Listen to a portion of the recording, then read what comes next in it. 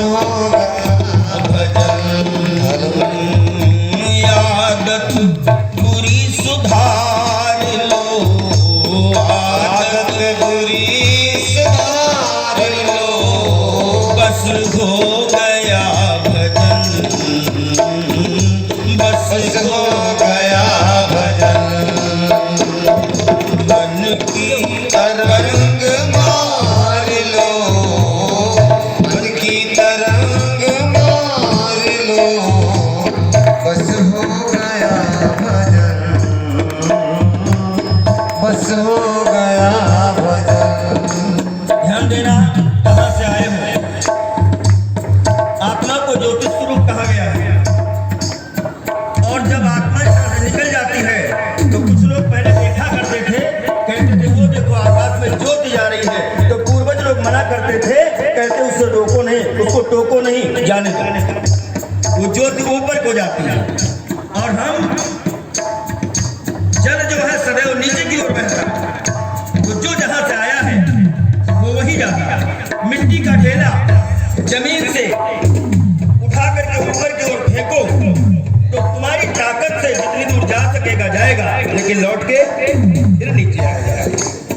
आए हो तुम कहां से, आए हो तुम कहां से, जाना तुम्हें किधर,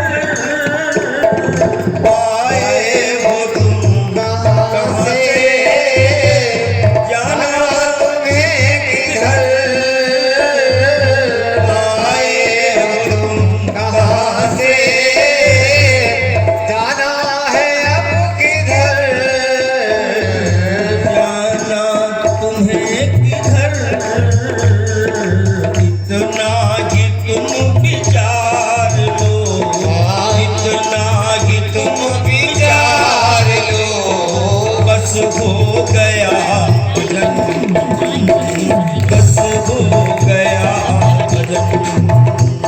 और मन की तरंग मार लो, मन की तरंग मार लो, बस हो गया भजन, बस हो गया भजन। अधिक न कह करके केवल इतना कहना है आप लोगों से, अगर जरा सी बात हमसे बिगड़ जाए, कोई बात आप बोलो मुझसे और मैं आपसे बोल दूं, आपको तकलीफ हो जाए तो तुम बिगड़ जाते। मेरा निवेदन है, तुमको कोई बुरा कहे, कहने दो, तुमको कोई बुरा कहे, सुनकर करो क्षमा,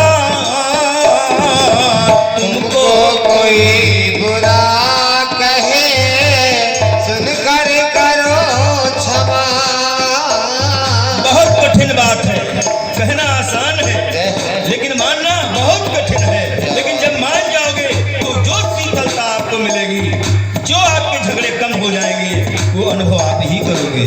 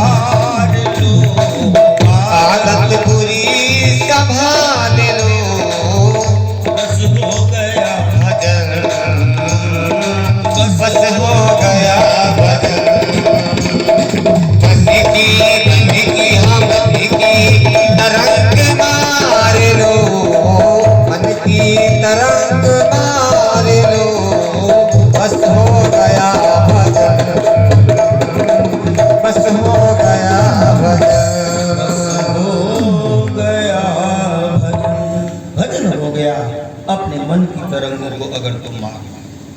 मन की तरंग क्या है?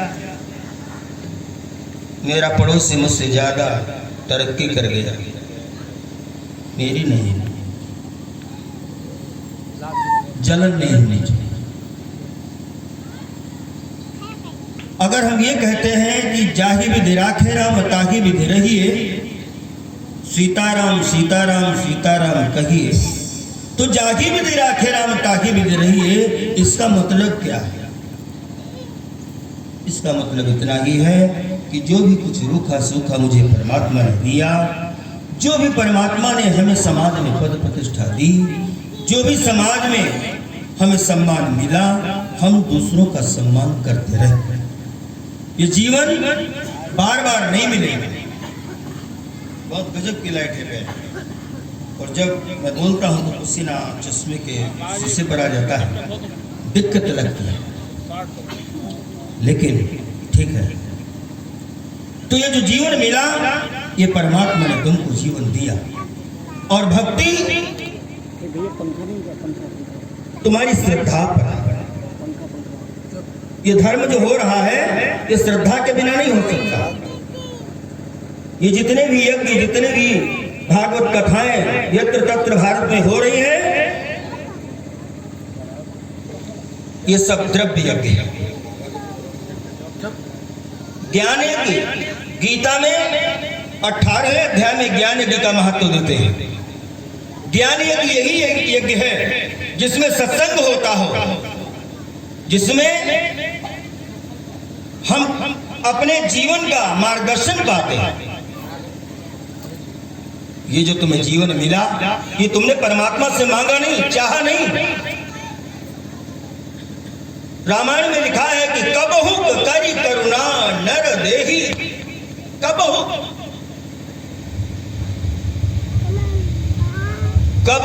करि करुणा नर देहि, कभी वो करुणा करके नर देह देता है, देही।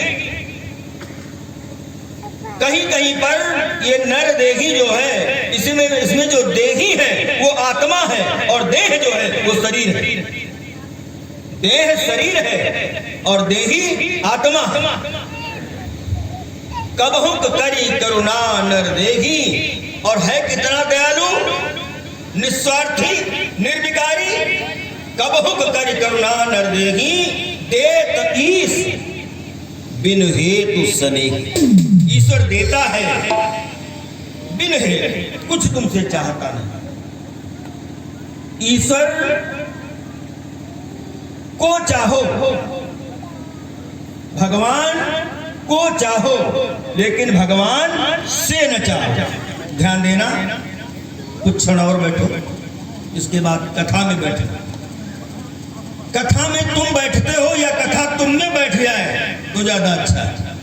तो भगवान से ये कहो कि कथा हम में बैठ जाए, हम कथा पे नहीं बैठ पाएंगे, कथा में बैठ नहीं पाएंगे। भगवान को चाहो, लेकिन भगवान से न चाहो। भगवान को चाहा मां जानकी ने, तो भगवान प्रभु श्री राम का पुष्प वाटिका में मिलन हुआ। जब भगवान को चाहा तब मिलन हुआ, और जब मां जानकी ने भगवान से चाहा जंगल में कि वो सोने का मृग, भगवान से चाहा, यहाँ भगवान को नहीं चाहा। जब भगवान को चाहा तो भगवान मिला, और जब भगवान से चाहा तो भगवान से दूर जाना पड़ा। इसलिए भगवान को चाहो, लेकिन भगवान से न चाहो। भगवान को तुमने शरीर को तो चाह लिया है, लेकिन शरीर नहीं चाहा था कि भगवान से मिल जाए। वो भगवान स्वयं इसमें आकर के बैठ गया, उसको अच्छा लगा, उसने तमाम रूप अलग अलग बना दिए, लेकिन आत्मा सब में एक है। नाम इस देह का है, जात इस देह की है, वर्ण इस देह का है, उसका कोई रंग नहीं। वो तो वैसा है जैसे उसको जैसा भी धो दो वैसे रंग में वो रंग जाता है, लेकिन वो प्रेम के रंग में बहुत जल्दी रंग जाता है। इसलिए प्रेम करो, भगवान से करो, अपने राम से करो, अपनी आत्मा से करो। और शरणागति के बगैर कल्याण नहीं है, शरणागति किसी एक को होती है। जीवन बहुत बाकी है, जो लोग ये कहते हैं अभी नहीं, अभी भजन नहीं करना है, भजन बाद में करेंगे, तो प्यारे राम और कृष्ण अगर वैराग्य पढ़ने गए, अगर योग पढ़ने गए, तो प्यारे अपने जवानी में पढ़ने गए, बुढ़ापे में नहीं गए। इसलिए भजन करने की कोई उम्र नहीं होती है। इस जिह्वा से व्यर्थ का चिंतन न किया जाए, व्यर्थ वाणी, इस वाणी से व्यर्थ बोला न जाए, इन कानों से व्यर्थ सुना न जाए। मीरा ने इतना ही तो कहा था कि प्रभु ये जो संसार है ये जीव के अंदर कैसे आ जाता है। जीव तो पहले कुछ नहीं जानता था, जीव के अंदर संसार आता है तो कैसे आता है। तो गोविंद ने कहा संसार आंखों से आता है, आंखों के रास्ते से आता है और कानों के रास्ते से। संसार दो रास्ते से प्रवेश करता है, एक तो आंखों के रास्ते से और दूसरा कानों के रास्ते से। तो मीरा ने कहा गोविंद आज के बाद ये कान गोविंद के गुणानुवाद के अतिरिक्त दुनिया के किसी भी व्यक्ति विशेष के प्रशंसा या गुणानुवाद को नहीं सुनेंगे। अगर ये कान कुछ भी सुनेंगे तो गोविंद तेरा नाम सुनेंगे।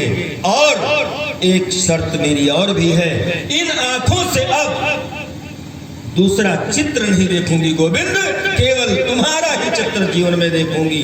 आंखों से चित्र तुम्हारा देखूंगी और कानों से तुम्हारा गुणानुवाद सुनूंगी। ऐसा हमें वरदान दे दो। ये है मीरा की भक्ति। और मैं कहा करता हूं कि अब मीरा न बनना, शिवरी भी बन जाना तो बहुत अच्छी बात है। जितनी भी बूढ़ी माताएं हैं शिवरी के भाव में बन जाए तो अच्छी बात है, लेकिन अब जंगल नहीं है। लेकिन इन बहनों से एक निवेदन है, अब वो मीरा, उस मीरा के बाद कोई दूसरी मीरा नहीं हुई। उस मीरा की भी बड़ी परीक्षाएं ली गई।